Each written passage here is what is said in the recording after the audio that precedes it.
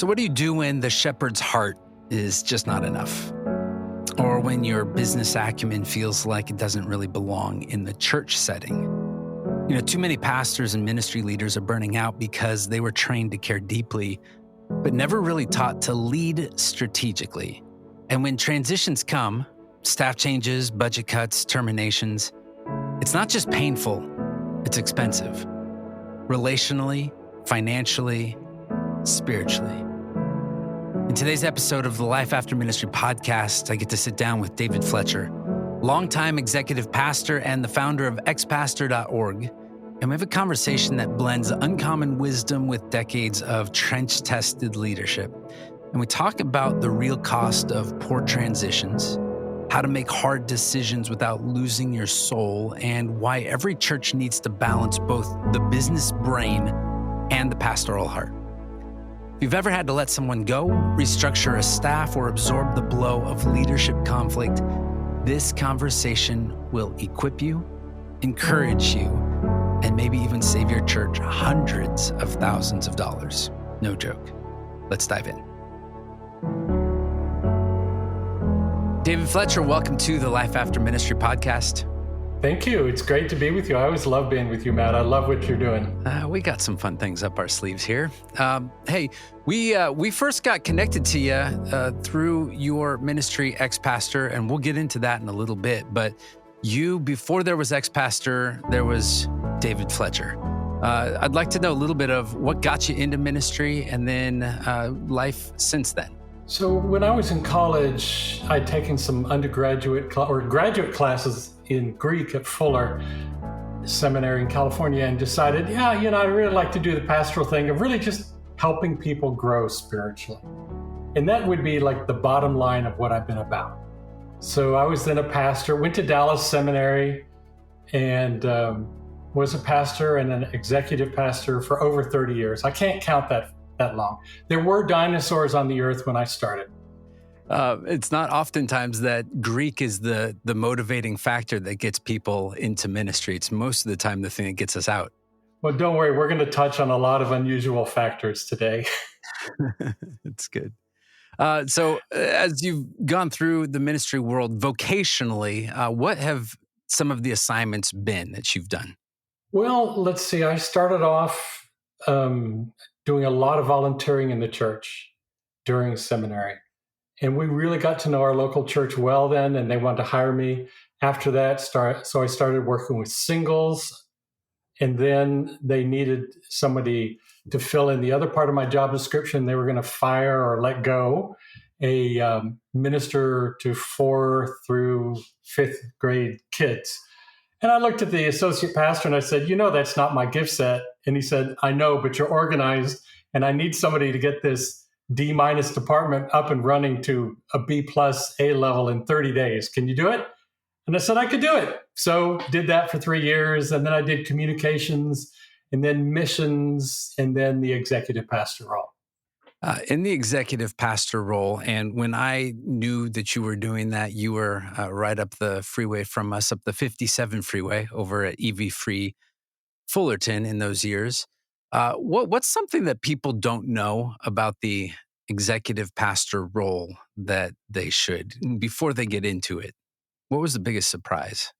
I don't know that I had a surprise, but what surprises many people are the umbrella function of the role. There's 2 people generally, maybe a third if it's a 3-man leadership team, but everything is in your purview. If there's a problem or a blessing of the church, it's either your fault or you did it right. Whether or not you did it, it's just from cradle to grave. It covers every aspect of church ministry. Whereas a youth pastor, they're just looking at youth, right? In that sense, it's pretty simple. It's complex. It's deep.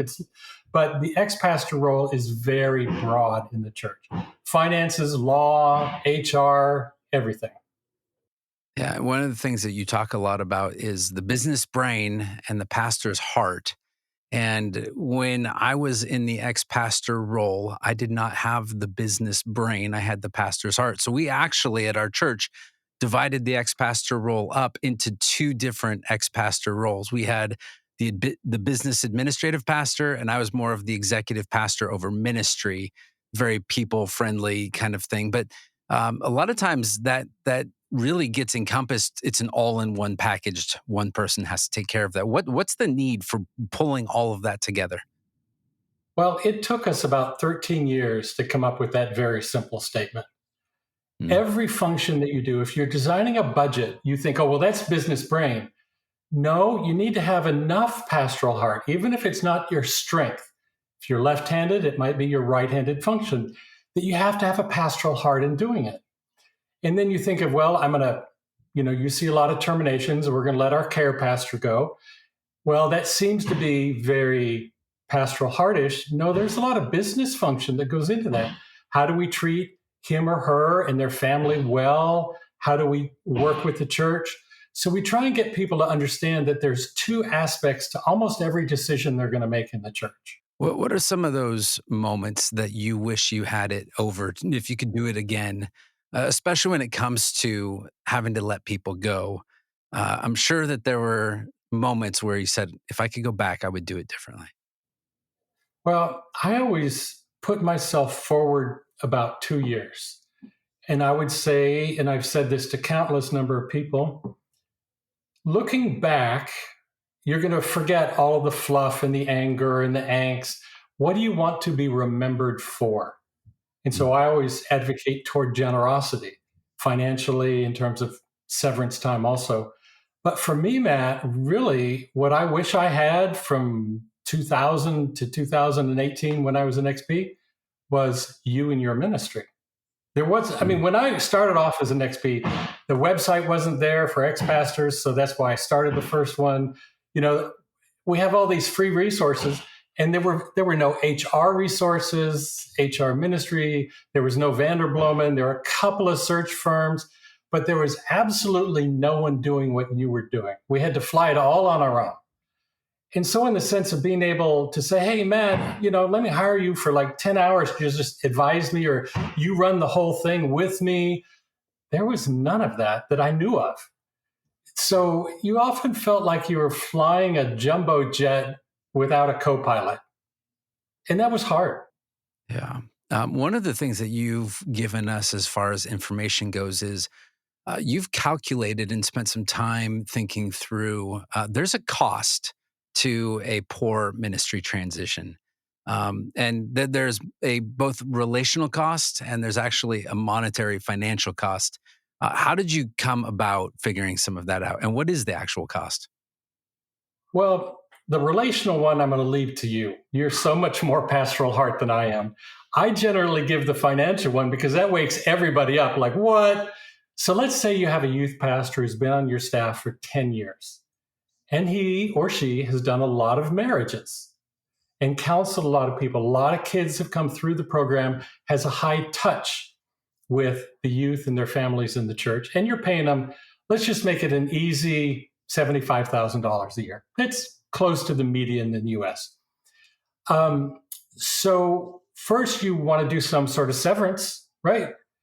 I would often do 3 to 5 months because that guy or gal can't go off and get a new job very quickly, whether they mess up or not, unless they're going to go work for Chick-fil-A and make, $1 million a year. Humor, Trace. I love to laugh. So right there's 40,000 bucks. And then you're probably going to want to hire a temp of some sort. There's another 40,000 bucks. So we're up to 80,000 bucks. And then you hire somebody and they're in the job for 2 years. That's 150,000 bucks. But because you didn't do the transition well, you had 10, 20, 30 families leave your church permanently. And let's say each family was giving $5,000 a year. 20 families, that's $100,000 a year. So in 2 years, that's 200,000 bucks, but you're never getting that money back, at least not for a long time, not from those people. So now what are we up to? 280, 3? And then if that next person doesn't work well because you hired too quickly or hired poorly, you go through the same cycle again and you begin to lose more and more kids from your program. It's very easy to say a bad transition will run you $250,000 to $500,000.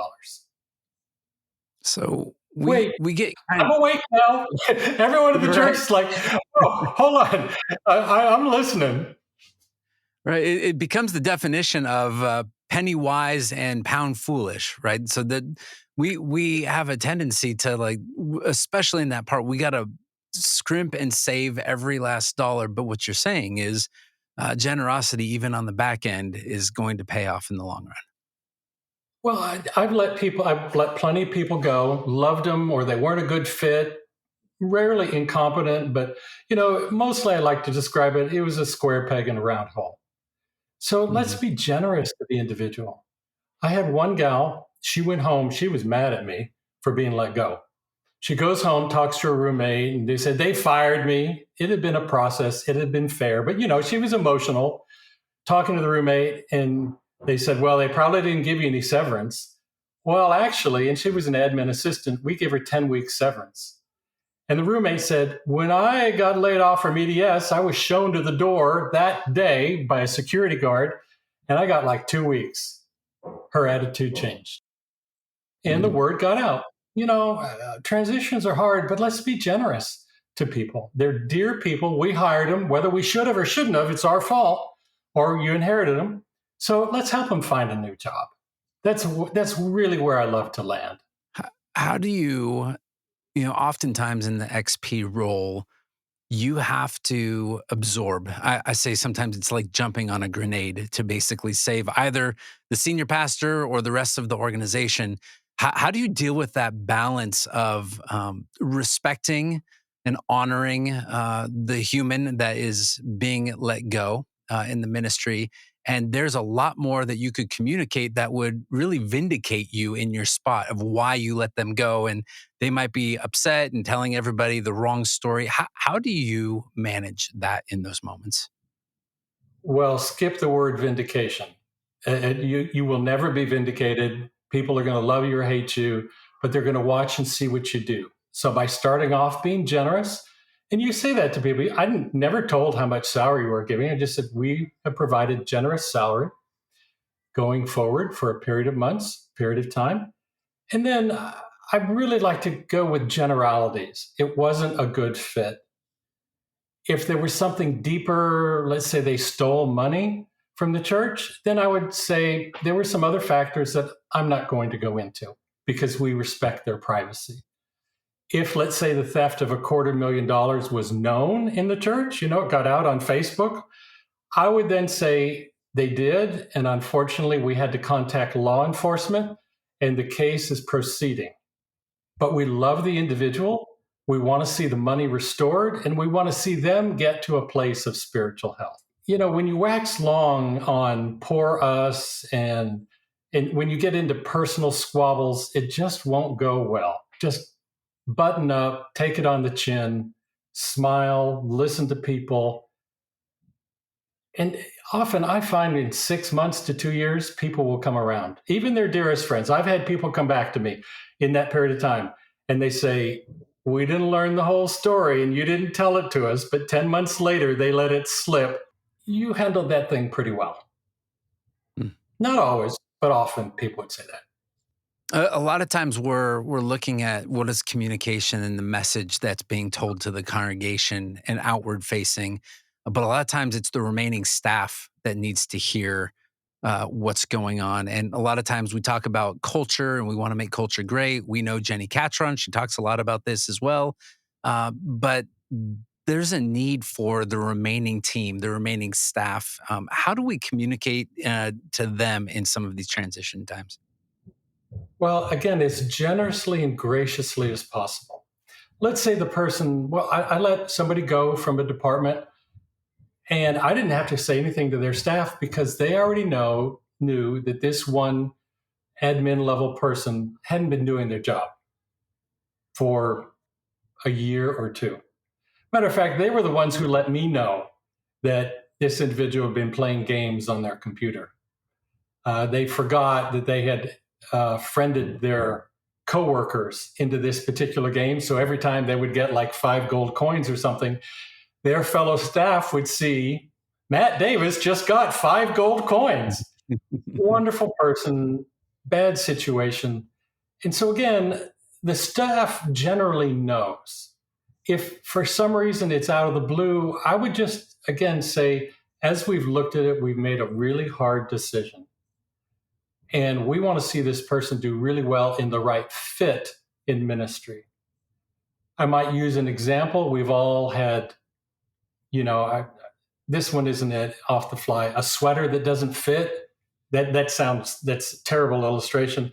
But I would use something that says, look, fit is really hard to measure, but we kind of know when we don't have it. And we just didn't have it. And we need to change, and the person needs to change. I would probably say, too, we worked with the individual for a period of time, and it just wasn't going to work. Yeah. There's a lot of different kinds of fits, right? You can have a cultural fit or misfit.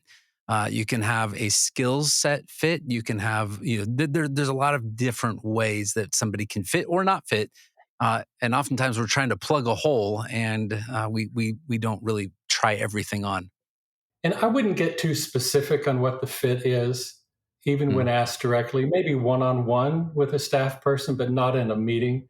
Because what I want them to take away is if they leave voluntarily or involuntarily, we're going to treat them with dignity too. Because at some point, all of us are going to leave, right? Mm-hmm. So if we treat others, that's how we're going to be treated.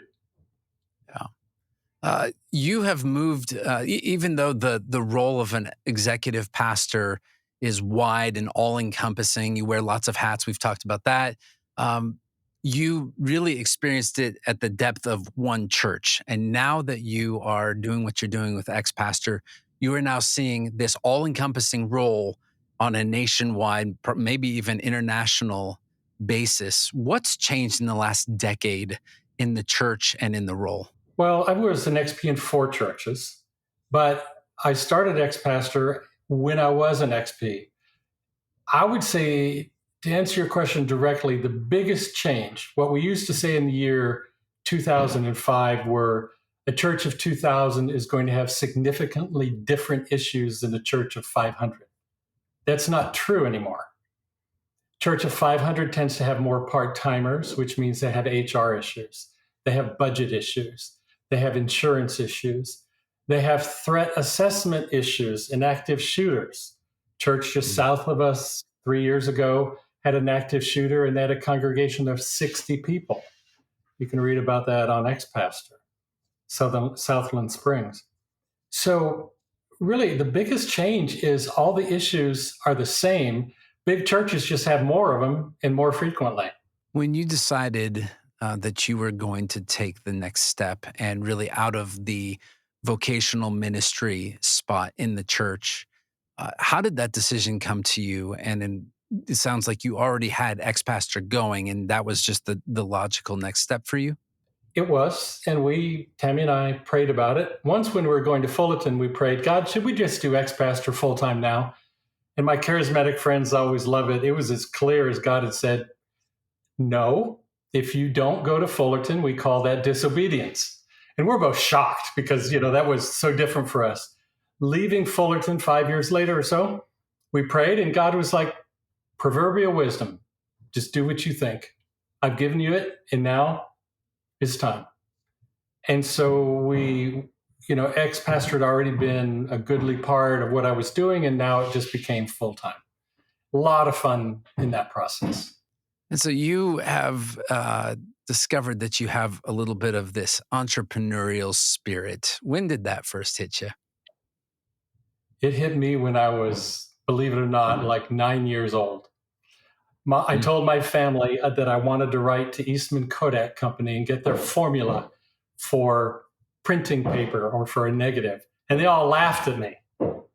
And I did it anyhow. And like 3 weeks later, the Eastman Kodak Company said, we can't tell you our formula, but here's one from the 1800s or 1920s that you can use. So I did it. And that's kind of my style. If you tell me I can't, then I may just find a way to do it. And that's been me my whole life. Not in disobedience, but just, look, I'm going for it. Do you think pastors, this comes up a lot, because a lot of pastors are in that full-time space, and we've talked about this at the xPastor conference. I heard people. Do you think the days are starting to disappear where people in ministry should be in full-time ministry? Should they embrace a little bit more of that entrepreneurial spirit and have a bivocational role, start to develop other streams of income and not put all of their eggs in that ministry basket? For me, it wasn't about the economics, even those other streams made some money. So, as an adjunct prof at Dallas Seminary for 20 years, I implemented a DMin program in India, turned it over to a national in 10 years. But for me, it was intellectual curiosity. Now, for some, it'll be financial. But for me, I always had to be intellectually and spiritually, emotionally involved somewhere else. I didn't want my whole being, even though I was completely committed to the church, I needed to be expressing myself elsewhere. And that was really healthy for Tammy and me. And so I encourage people, whether it's community service, whether it's a great sport that they are actively involved in. I'm not talking about going to sports and being a passive spectator, but what are you doing? How are you taking this amazing gift of you that God has created and giving it away? Because the last time I checked, we're not taking anything with us in terms of gold and silver. What's interesting about you is you are surprisingly dynamic, and I think the tendency is that I think when I first met you, I put you in a box, and then I discovered that there's this kind of fun and quirky side of you. You like some things that are a little bit out of the ordinary, and you're not afraid to put those out there. One of the things I love that you do is you're a scuba diver. Oh, yeah. I remember some of your background screens, even on Zoom calls, you were underwater. But tell me a little bit about what that does for you personally. Well, whether it's scuba diving or I also do a 10K row on a rowing machine every day. Tim and I walk 2 to 4 miles every day up a big hill. I want to have my body. I do the rowing to keep me fit to scuba dive. And scuba diving, the beauty about that is nobody can talk to me. As an XP, that was delightful. This is like the perfect sport. Go underwater and it's Pacific, it's calm, it's serene, and it's beautiful. And it's also intellectually challenging because you have to do all the safety stuff. So that's part of that, body health that we want to have. If you treat your body poorly, it's going to treat you poorly later on. So be as healthy as you can be. Don't watch so much TV or exercise while you watch TV. It's great. No problem with that. But let's be a little more active as Americans. We become incredibly passive. And Matt, I'll give you one that surprised people for years. They would come into my office. I had this one VP of this big firm come in. And he said, "Is this your office or your sitting room?" I said, "It's my office." He said, "Well, where's your filing cabinet? Where's your desk?" And I said to him, "Where's my trash can?" I don't have any of those things because I am so focused in talking with people that if I have all this clutter around, it's going to detract from my conversation. So I would have 4 chairs in a circle for my office. So did you not have any of that paperwork, or was that somewhere behind a curtain? It was all digitized. My whole office was on my laptop. That's amazing. I love that.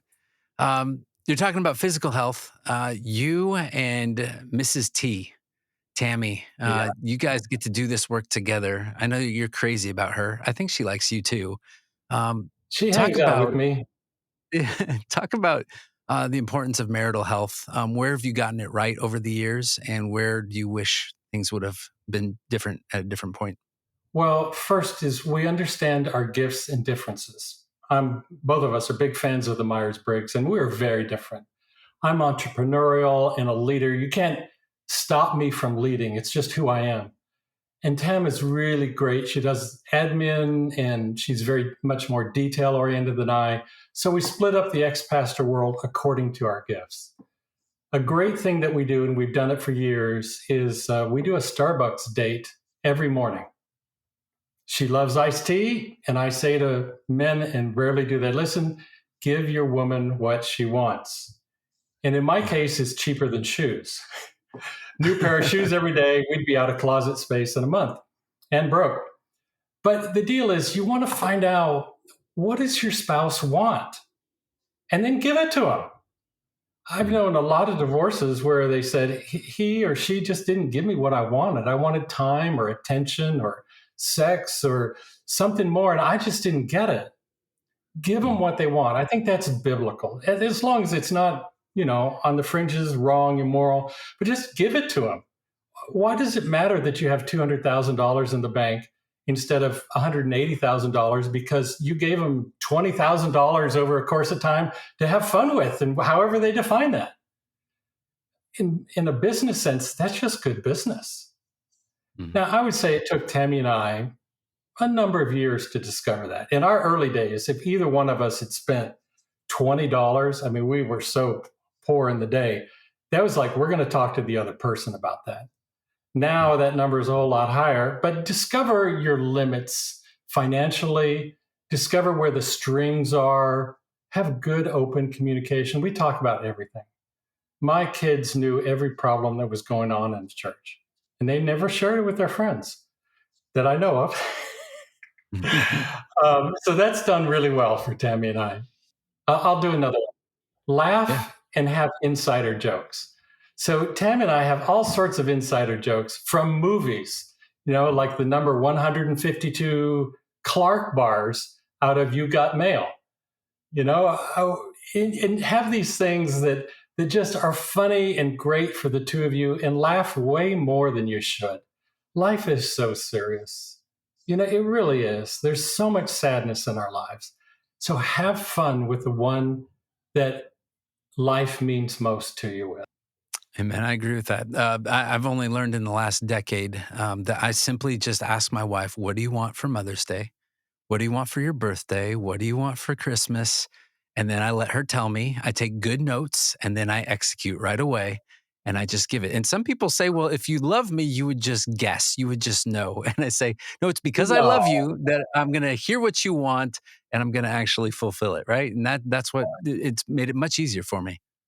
that means you're going to buy a brown sweater and she wanted chartreuse. So Right. wonderful gift, but that's not my color, buddy. You should have known. I'm not a fashionista. So I agree with you. Just ask. And Yeah. so let's say the sweater was 250 and you really wanted to spend 150 and you have to scrimp some things and you didn't go to lunch for, let's say you didn't go to lunch out to lunch for 3 weeks to pay for it.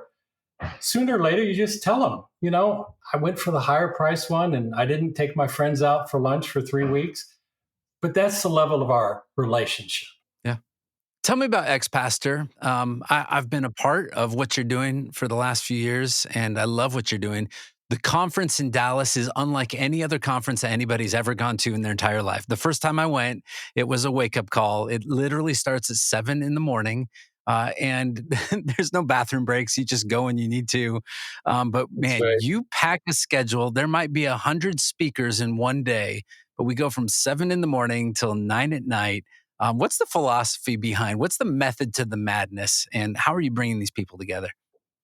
Well, we call it a seminar, which means a graduate level coming together of professionals.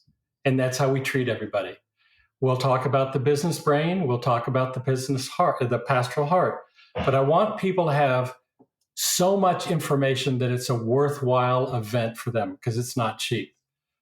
And I also want to expose them to a balanced diet, new things, old things, things they need to know, things they do know but need a refresher on. So we just covered the A to Z of being a leader in today's church. Then the other part of xPastor is I'm committed to giving away any and everything that I can. We have 1,400 free articles. We just made all of our courses free. There used to be a charge for it. They're all free. We do the free salary forecaster where churches, they give their data. It's confidential. I have all of these processes in place on my end. And then they get the public version that you can't figure out who the church is. And that has now, we just crossed the $3 billion mark in church budgets. Wow. Just give it all away. Now, everybody knows that you have to put bread on the table. And so the seminar pays for that. And the other events that we do pay for that. People don't have a problem with that. But after you've done that, how much money do you want to earn? Just give away as much as you can. What's the ultimate goal then? What are you trying to do, not just for executive pastors, but for the church at large? With the salary forecaster, which has just blossomed post-COVID, we went from 500 million to $3 billion in that period of time. Suddenly I've kind of de facto become a salary expert. I always knew salaries really well. And so I show people how to do compensation studies. I can do it for them. It's a fee and they get a 35-page report. It's the plus of that is it's objective. I don't have a dog in your hunt. But they can do it all on their own. And so what I really want to see happen there is that we right size salaries, that we know the discussion that we're having, instead of, well, I think Matt should earn X. Well, I don't know. I think that's a little high. What are other people paying? What's fair compensation? When you learn with the MIT cost of living indicator that it costs, I just did one this morning for a church. It's our free one, by the way. Every $1 billion, I give out a free comp study. And I think in their neighborhood that the MIT said it costs like $85,000 a year for 2 adults, 1 working, 2 children to live.